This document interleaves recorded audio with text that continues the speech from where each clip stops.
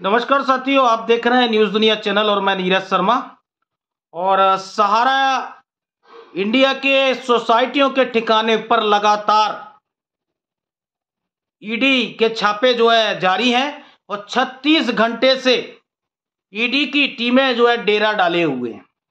पूरी खबर आप तक लेकर आता हूं। अगर आप हमारे चैनल पर नए जुड़े हैं तो चैनल को लाइक भी करिएगा, सब्सक्राइब भी करिएगा और हमें मोटिवेट भी करिएगा, जिससे सहारा और सहारा इंडिया और चिट फंड से जुड़ी हर मुद्दे पर बारीकी से न्यूज़ आप तक पहुंचाएं। साथियों, जो मैं आपको जानकारी दे रहा हूं, ये अमर उजाला ने इसको अपने एडिशन में प्रकाशित किया है और लखनऊ की ये 5 जुलाई की खबर है। साथियों, एक लगभग 12 बजे की खबर है और अमर उजाला ने इसको प्रकाशित किया है। और पूरे सार में आता हूं।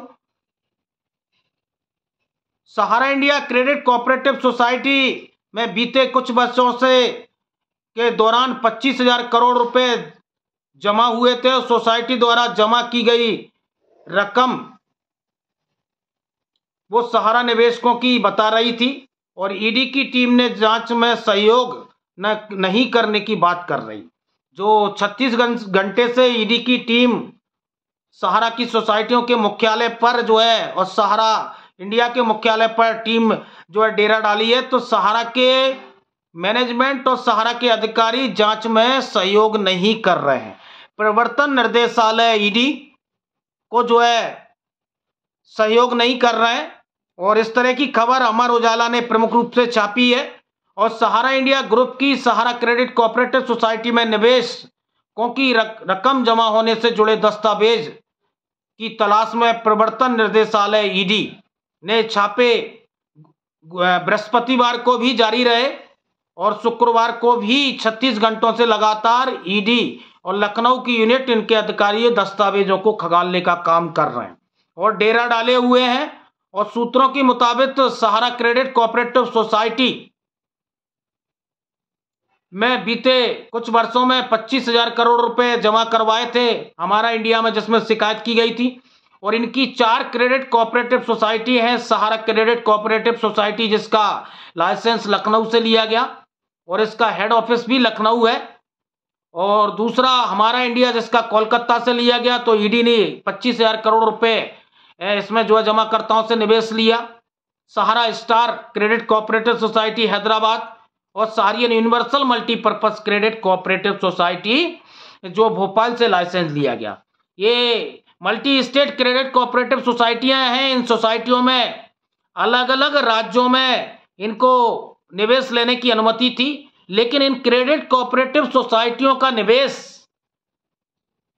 चुनिंदा कुछ राज्यों में निवेश लेने की अनुमति थी, लेकिन इसके उलट इन्होंने इन क्रेडिट सोसाइटियों में नेपाल तक निवेश लिया है।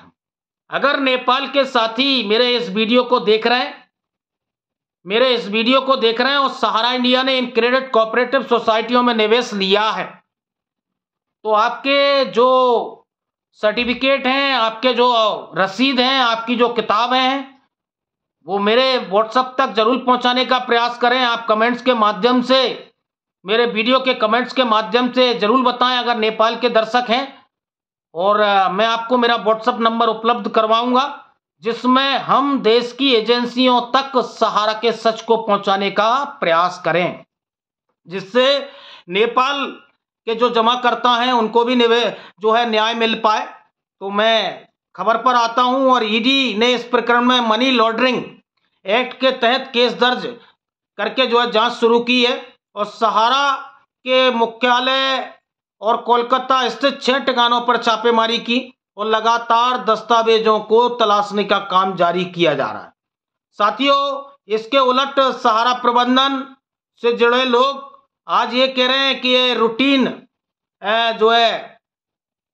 ईडी की छापेमारी है और सहारा इंडिया का एक रीजनल मैनेजर जो कोट ऑफ बेल्ट और टाई लगा के आता है, तो ऐसे बेशर्म आज जो लोग ईडी छापेमारी कर रही है, ईडी सहारा के स्कैम और धोखाधड़ी पर आज इनके दस्तावेजों को खंगालने का काम कर रही है, तो आज ऐसे सहारा के चार्टकार रीजनल मैनेजरों को जो भारत माता की छवि दिखाकर और सुब्रत राज सहारा का फोटो लगाकर आते हैं, आज उनके पेट में दर्द हो रहा है, उनके पेट में मरोड़ हो रही है। और वो जो न्यूज सहारा के स्कैम की और सच्चाई की धोखाधड़ी को उजागर कर रहे हैं, आज उनको मेंढक का नाम दिया जा रहा है। मेंढक नहीं भाई, वो सच्चाई को रूबरू बता रहे हैं।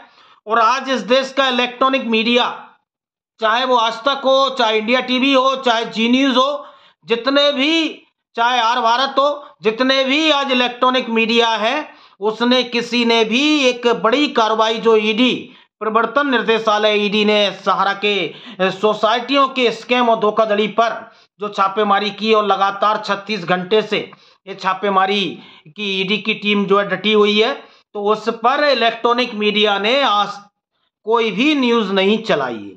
तो इसको आप क्या कह सकते हैं कि आज देश का मीडिया बिका हुआ है और इलेक्ट्रॉनिक मीडिया आज देश तक सच्चाई को नहीं दिखा रहा।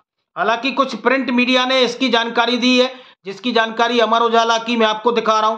दूसरी जानकारी दैनिक जागरण ने भी जो है दी है। कोलकाता की ईडी की टीम सहारा समूह के ठिकानों पर छापा मारा और कब्जे में लिए कई अहम दस्तावेज और इलेक्ट्रॉनिक उपकरण। राजधानी लखनऊ में कॉरपोरेट कार्यालय में सहारा के टीम घंटों से छानबीन कर रही है और 25,000 करोड़ के धोखाधड़ी का दस्तावेजों को खंगालने का काम कर रही है। तो साथियों, आज लगातार 36 घंटे बीत जाने के बाद ईडी की टीम डटी हुई है और इनके दस्तावेजों को खंगालने का काम कर रही है।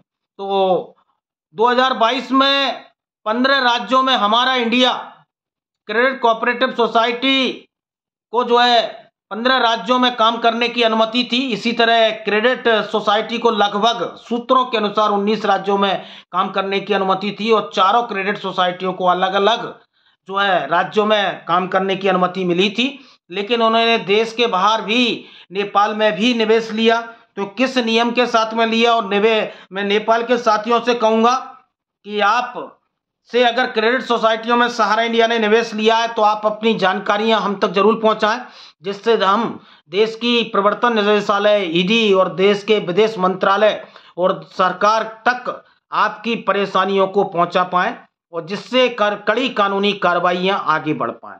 साथियों, इनकी सोसाइटियों में जमाकर्ताओं को पैसा नहीं मिल रहा। अलग अलग राज्यों में अलग अलग सोसाइटियों के नाम बनाकर इन्होंने निवेश लिया, लेकिन बड़ी कार्रवाई ईडी की चल रही है। लेकिन इस देश का इलेक्ट्रॉनिक मीडिया जो आपकी आवाज नहीं बन रहा और आपकी आवाज को नहीं दिखा पा रहा, तो बड़ा दुखद है। लेकिन आज न्यूज दुनिया, नीरज शर्मा जैसे यूट्यूब चैनल आज इस देश के 13 करोड़ जमाकर्ताओं की आवाज है, इस देश के 65 करोड़ परिवारजनों की आवाज है। और जो सहारा के चौटकार करने वाले लोग आज ईडी की कार्रवाइयों को ये दिखा रहे हैं कि सरकार पर दबाव बढ़ गया और भुगतान के लिए ये जो है छापेमारी हो रही है, तो ऐसा कुछ नहीं है। ये लगातार जो सहारा के स्कैम और सोसाइटियों के स्कैम पर देश की एजेंसियों तक और सरकार तक और लोकसभा में जो मामला पुरजोर तरीके से सहारा के धोखाधड़ियों का उजागर हो रहा है और सहारा रिफंड पोर्टल से लोगों को पैसा नहीं मिल पा रहा, उसका एक बड़ा दबाव सरकार तक पहुंच रहा है और सरकार की एजेंसियों तक पहुंच रहा है। और जिस तरह से सोशल मीडिया प्लेटफॉर्म पर यूट्यूब चैनल लगातार पुरजोर तरीके से 13 करोड़ जमाकर्ताओं की आवाज बुलंद कर रहे हैं, जिसमें एक प्रमुख नाम न्यूज दुनिया नीरज शर्मा यूट्यूब चैनल, जिसने सालों साल से सहारा के 13 करोड़ जमाकर्ताओं के भुगतान की उम्मीद को और विश्वास को जगा के रखा है। तो लगातार सरकार की एजेंसियों पर और सरकार पर दबाव बन रहा है। उसी का नतीजा है कि 36 घंटे से लगातार ईडी की टीम डटी हुई है और सहारा के कागजों को खंगालने का काम चल रहा है। फिर किसी न्यूज के साथ में आपके बीच में पुनः उपस्थित होऊंगा। ज्यादा से ज्यादा लोग न्यूज दुनिया नीरज शर्मा यूट्यूब चैनल को लाइक भी करें, सब्सक्राइब भी करें, ग्रुपों में भी शेयर करें। बहुत बहुत धन्यवाद, आभार।